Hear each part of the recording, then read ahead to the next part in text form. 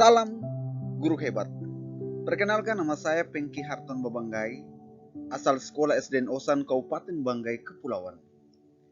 Pada kesempatan ini, saya akan menjabarkan tentang koneksi antar materi di dalam modul 1.2.A.8.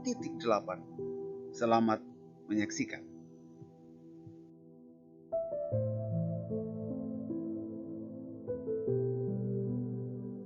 Model refleksi saya yaitu 4P. 1. Peristiwa. 2. Perasaan. 3. Pembelajaran. 5. Penerapan.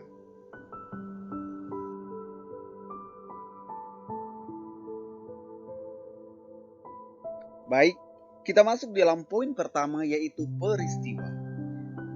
Momen yang paling penting dan mencerahkan bagi diri saya yaitu 1.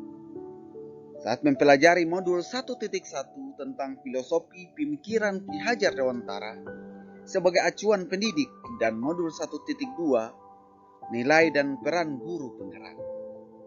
Yang kedua, memahami filosofi Ki Hajar Dewantara di mana guru sebagai pamong yang menuntun murid sesuai dengan kodratnya dalam mendapatkan keselamatan dan kebahagiaan setinggi-tingginya, dan guru menghamba pada murid di dalam kurung pembelajaran berpihak pada murid.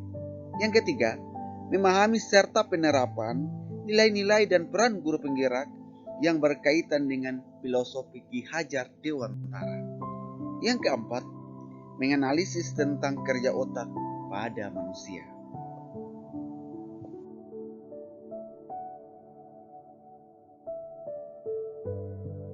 Berikut peristiwa yang paling menantang bagi diri saya, yaitu 1. Pada saat mengerjakan tugas demonstrasi konseptual pada modul 1.1, membuat karya puisi. Yang kedua, pada waktu elaborasi pemahaman antar materi modul 1.1 oleh instruktur, karena hari yang sama dengan pelaksanaan ANBK sekolah saya, berhubung saya merupakan pendamping ANBK dan jaringan di tempat bermasalah, terpaksa mengatur waktu sebaik mungkin dan harus mencari jaringan pada daerah lain. Yang ketiga, mengerjakan tugas kolaborasi pada modul 1.2 yang hanya diberikan 1 hari untuk berdiskusi dengan rekan kelompok, dan sebagai presentator materi, yaitu kegiatan guru penggerak dan nilai-nilai guru penggerak.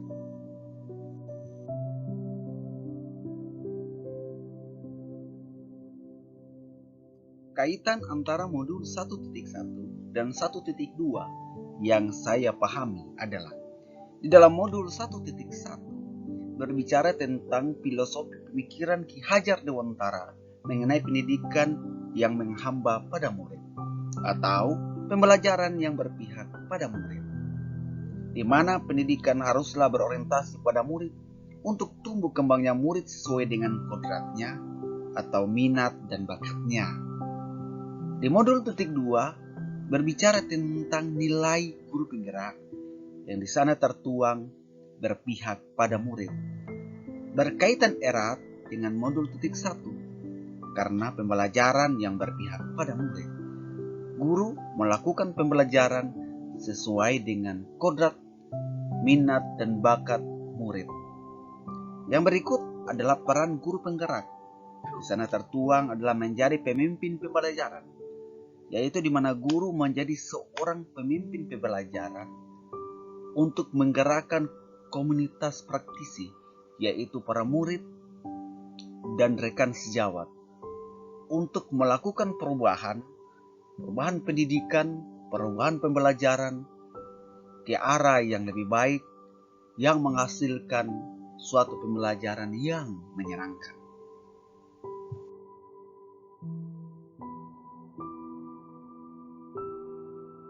Yang kedua adalah perasaan. Refleksi yang kedua adalah perasaan. Setelah mengalami momen dan pembelajaran pendidikan guru penggerak, saya sangat senang, bahagia dan bersyukur saya mendapatkan sesuatu yang berharga, yaitu ilmu pengetahuan untuk menambah wawasan dan pengembangan potensi sebagai pendidik yang kompeten. serta pengalaman dalam menggunakan Pitkom, program PowerPoint, dan bertemu dengan para instruktur, pengajar praktik, fasilitator, dan teman-teman calon guru penggerak yang luar biasa.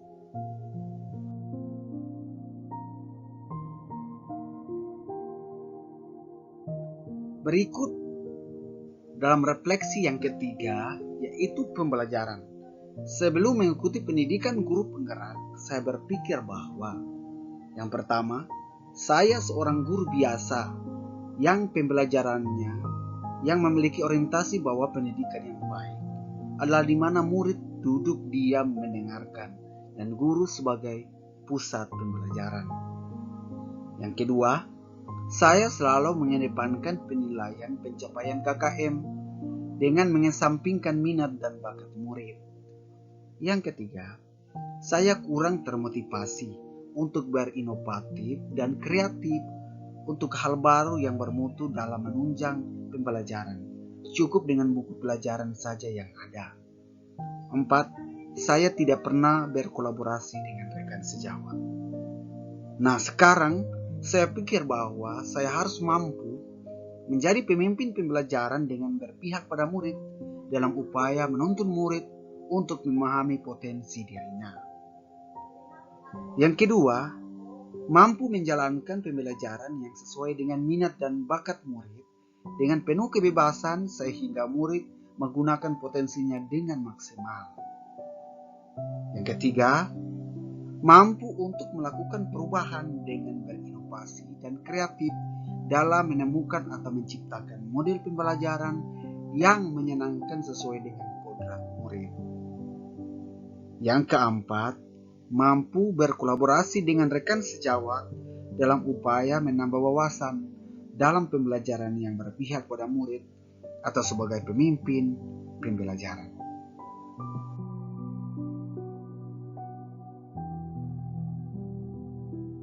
Refleksi yang keempat yaitu penerapan.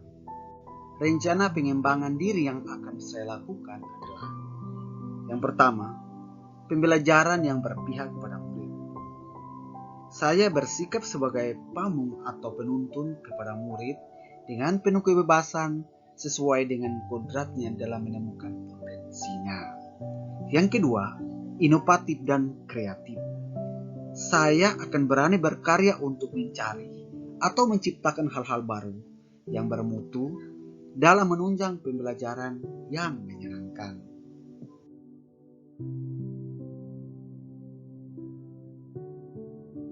Pengembangan diri yang ketiga yaitu reflektif. Saya bersikap terbuka dan akan selalu menilai diri akan kelebihan dan kelemahan agar dapat menjadi acuan dalam perbaikan. Yang keempat yaitu keteladanan. Saya berupaya menjaga keteladanan sebagai guru dalam segala hal, sebagai cermin agar dapat memberi motivasi murid.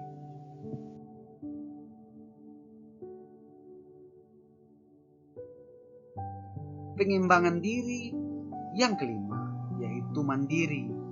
Saya bersikap mandiri, memiliki inisiatif sendiri untuk bergerak, dan memiliki motivasi diri untuk mencari dan menciptakan pembelajaran yang menyenangkan sesuai dengan minat dan bakat murid. Pengembangan diri yang keenam yaitu kolaborasi.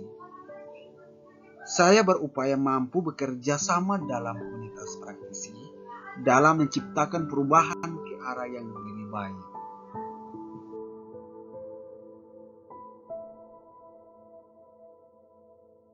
Demikian penjabaran saya tentang koneksi antar materi di dalam modul 1.2. Atas kerjasamanya dan kesetiaannya, saya mengucapkan banyak terima kasih. Tetap semangat, salam guru hebat.